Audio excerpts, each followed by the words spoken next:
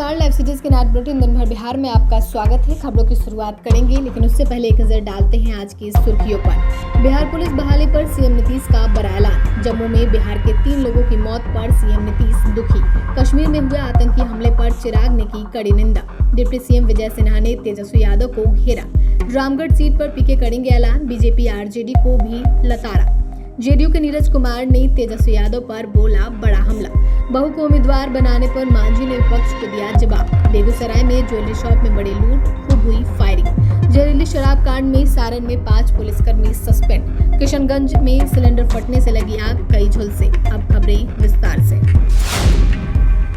बिहार के मुख्यमंत्री नीतीश कुमार ने बापू सभागार में 1239 दारोगा को नियुक्ति पत्र सौंपा। इस मौके पर उप मुख्यमंत्री सम्राट चौधरी, विजय कुमार सिन्हा, मंत्री विजय कुमार चौधरी के अलावा बिहार के डीजीपी, मुख्य सचिव के अलावा कई अधिकारी भी मौजूद रहे। कार्यक्रम के संबोधन के दौरान सीएम नीतीश कुमार अधिकारी के आगे हाथ जोड़ते दिखे। उन्होंने गृह सचिव और डीजीपी की तरफ हाथ जोड़ते हुए कहा कि जल्दी से और भी नियुक्ति करा दीजिए। पुलिस से महिलाओं की संख्या 35% करने के लिए भी अधिकारियों को निर्देश दिए। सीएम नीतीश ने कहा कि अधिकारी लोग मौजूद हैं, जरा ताकिए, हम आपको ये कहने आए हैं, समझ गए ना, कि तेजी से करिए।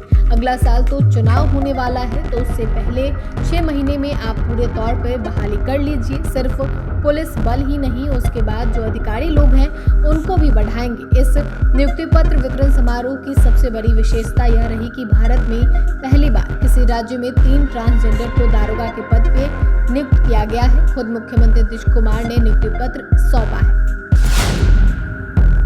जम्मू कश्मीर के गांदरबल में हुए आतंकी हमले में बिहार के 3 श्रमिकों की मौत पर मुख्यमंत्री नीतीश कुमार ने गहरी शोक संवेदना व्यक्त की है। इसके साथ ही मुख्यमंत्री ने हमले में मारे गए लोगों के परिजनों को 2-2 लाख की राशि देने का ऐलान किया है। इसके साथ ही श्रम संसाधन विभाग एवं समाज कल्याण विभाग द्वारा संचालित योजनाओं से नियमानुसार अन्य लाभ दिलाने का अधिकारियों को निर्देश दिया है। राजधानी पटना की बापू सभागार में 1239 नवनियुक्त दारोगा को नियुक्ति पत्र वितरण कार्यक्रम के दौरान मुख्यमंत्री ने मृतक के परिजनों को दुख की इस घड़ी में धैर्य धारण करने की शक्ति प्रदान करने ईश्वर से प्रार्थना की है। इस दौरान उन्होंने स्थानीय आयुक्त नई दिल्ली को निर्देश दिया है कि जम्मू कश्मीर सरकार से आवश्यक समन्वय स्थापित कर मृतकों के पार्थिव शरीर को बिहार लाने की समुचित व्यवस्था सुनिश्चित करें। इसके साथ ही मृतकों के परिजनों को 2-2 लाख की राशि देने का ऐलान किया है।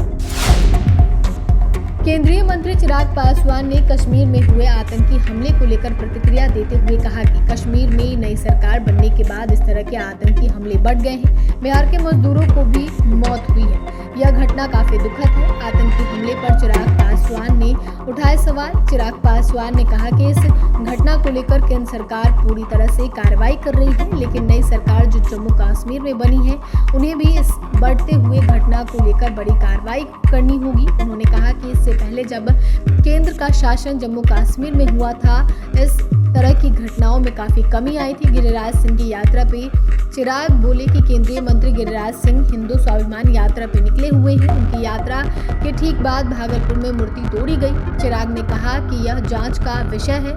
कौन लोग थे जिन्होंने मूर्ति तोड़ी, उन पर प्रशासन को संज्ञान लेकर दोषी पर कार्रवाई करनी चाहिए। डिप्टी सीएम विजय सिन्हा ने राष्ट्रीय जनता दल के द्वारा झारखंड में सीट मांगे जाने और गठबंधन टूटने के कगार वाले मामले पर कहा कि देखते जाइए आगे आगे क्या होता है। स्वार्थ की राजनीति और स्वार्थ का गठबंधन ज्यादा दिन नहीं चलता। वहीं कश्मीर में हुए आतंकी हमले पर भी दुख जताया है। उन्होंने कहा है कि यह दुखद है और किसी भी परिस्थिति में आतंकियों को बख्शा नहीं जाएगा। पाकिस्तानी मानसिकता के लोग इस तरह का काम कर रहे हैं। देश के प्रधानमंत्री लगातार सभी मामलों को देख रहे हैं और उनके खिलाफ कठोर कार्रवाई की जाएगी। उन्होंने कहा कि बौखलाहट में इस तरह के हमले किए जा रहे हैं, यह दुखद है।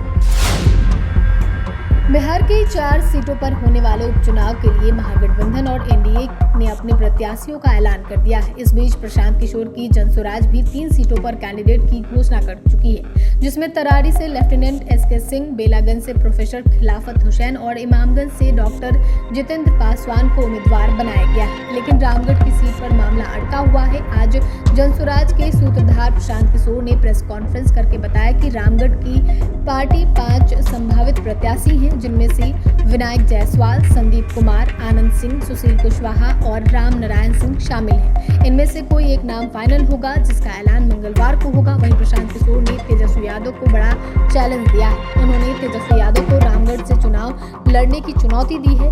यह भी दावा किया है कि राजद के उम्मीदवार और राजद के प्रदेश अध्यक्ष जगदानंद सिंह के बेटे अजित सिंह चौथे स्थान पर रहेंगे।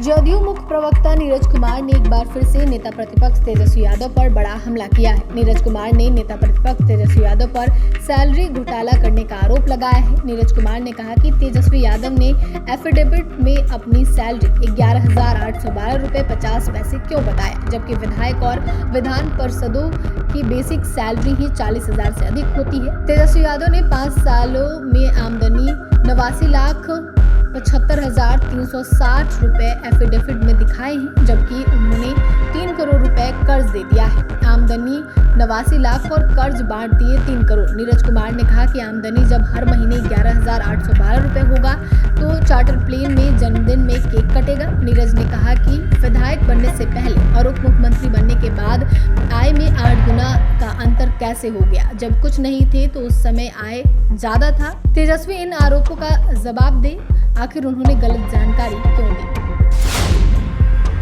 केंद्रीय मंत्री जीतन राम मांझी ने अपनी बहू दीपा मांझी को इमामगंज विधानसभा सीट पर होने वाले उपचुनाव के लिए उम्मीदवार बनाया है। तब से उनके ऊपर परिवारवाद के आरोप लगने लगे हैं। आरजेडी सांसद निशा भारती ने तो यहाँ तक कह दिया था कि शायद दीपा उनकी बहू नहीं होगी, इसलिए टिकट दिया है।